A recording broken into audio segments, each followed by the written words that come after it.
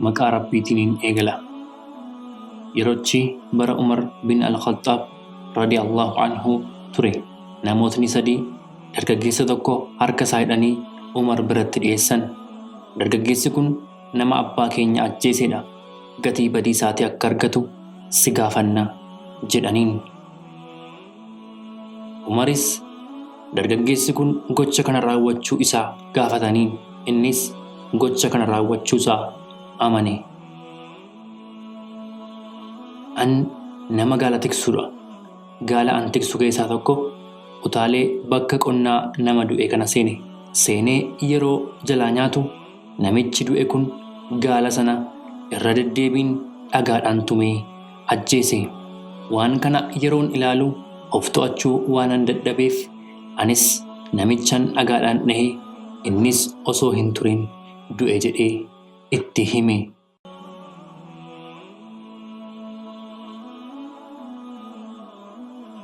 Umaris waan seerri shari'aa ajaju raawwachuun qaba. Ati murtoon du'aa sirratti murtaa'eera jedhaniin. Dargaggeessichis yaa Umar adaraa guyyaa 3 naaf obsi. Abbaan koo lubbuun hin jiru. Yeroo du'uuf jedhu anaaf obboleessa koo xiqqaaf qabeenya nu dhaalchisee du'etu jira. Adabbii kana amma narratti raawwatta yoo ta'e obboleessa koo xiqqaatu na jalaa miidhama. Qabeenya sana kan kaa'e ana waan ta'eef dhimma kana sirreessuun qaba. Adaraa guyyaa 3 qofa naaf obsi jedheen.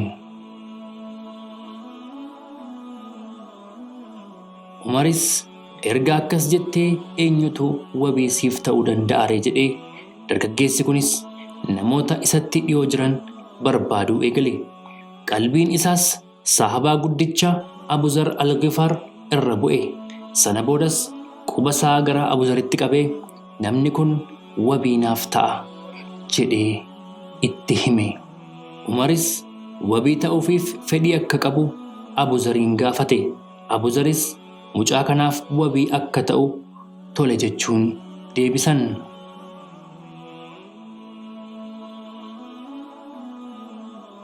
Namootni naannoo sana turan murtoo Abu Zar baay'ee dinqisiifatan. Umaris Abu Zariin dargaggeessi kun achumaan badnaan adabbiin kun sirratti akka raawwatu bare jedhaniin. Dargaggeessi kunis ni deeme. Guyyaan jalqabaas ni dhume. Guyyaan lammaffaas ni darbe. Yeroo dargaggeessichi dhufuu qabu guyyaan sadaffaas bari'e.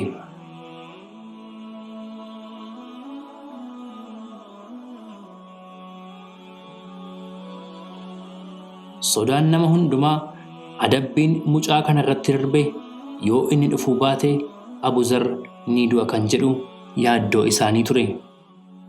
Yeroo aduun seenuuf jettu dargaggeessi tokko dhufee Umar dura dhaabbate. Miira dadhabbii akka qabu dafqi isarra lola'ee jiru ni beeksisa. Qaamni isaa bututee jira. Namoonni itti marsanii ilaalan. Sana booda dargaggeessi Umariin qabeenyichaa abbaa barbaachisuuf kenneera. Amma murtoo kee raawwachuu dandeessa jedheen.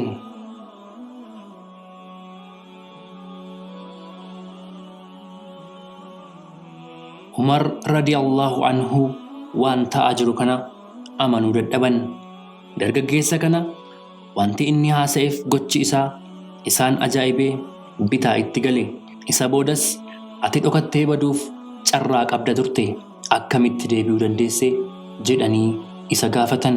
Dargaggeessi kunis sababa kiyyaan musliimoota gidduudhaa namni waadaa guutu hin dhabamee akka hin jedhamne jedheen sodaadhe jedhee deebise. Umar radiyallahu anhu dubbiin mucaa kanaa isaan dhibuun gara Abu Zar garagalanii ati hoo yaa Abu Zar dargaggeessa kana akkamitti amantee wabii taateef jedhanii gaafatan. Abu Zaris sababa kootiin namootaaf gaarii namni yaadu hin dhabamee akka hin jedhamneef jedhanii deebisan. Sana booda namoota walitti qabamanii jiran keessaa namoonni 3 onneen isaanii laafuu eegalte. Namni hunduu iji isaanii namoota kanarra jira.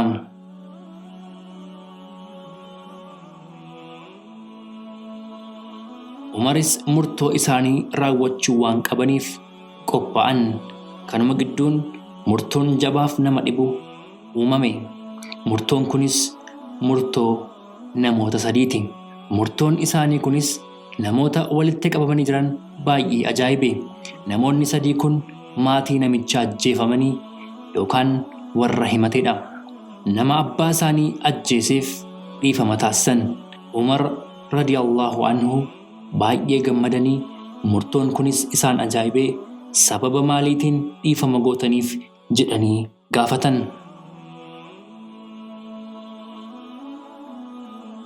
Dargaggeeyyiin kunis namoota keessaa nama dhiifama namaa godhatu dhabamee akka hin jedhamne sodaanneeti jechuun deebisan. Eenyummaan namaa dhugaan kan mul'atu amanamummaa isaa fi dhugaaf ilaalcha inni qabuuni. Namni kamiyyuu ilaalcha namoota irratti dhiibbaa kan uumuu danda'u amala isaa isa kanaani. Amanuu fi amanamuu namoota birattis ta'e Rabbiin biratti kun waan baay'ee murteessaadha. Hundeen amantaas amanuu fi amanamuudha. Walitti dhufeenyi nuti namoota waliin qabnu kamiyyuu amanuu fi amanamuudha. Wanti amanuu fi amanamuun keessan seenne wanti gaariin tokkollee hin jiru. Ejjennoo ofii irratti cichuun amanamuudha. Iccitii eeguun amanamuudha. Hiriyummaan amanamummaadha. Aangoonis amanamummaadha. Ogummaanis amanamummaadha. Seerris amanamummaadha. Gaa'ila keessattis ga'ee guddaa kan taphatu amanuu fi amanamummaadha. Amanamummaan qalbii firaa qofa osoo hin taane kan diinaallee boojji'uu ni danda'a. Warri Makkaa xaawotii gabbaraa turan Nabi Muhammadiin sallallahu alaihi wasallam diina isaanii godhanii beeksifatanii osoo jiranillee qabeenya isaanii qaalii kan isaan kaa'atan nabiyyi keenya Nabi Muhammadiin sallallahu alaihi wasallam bira ture.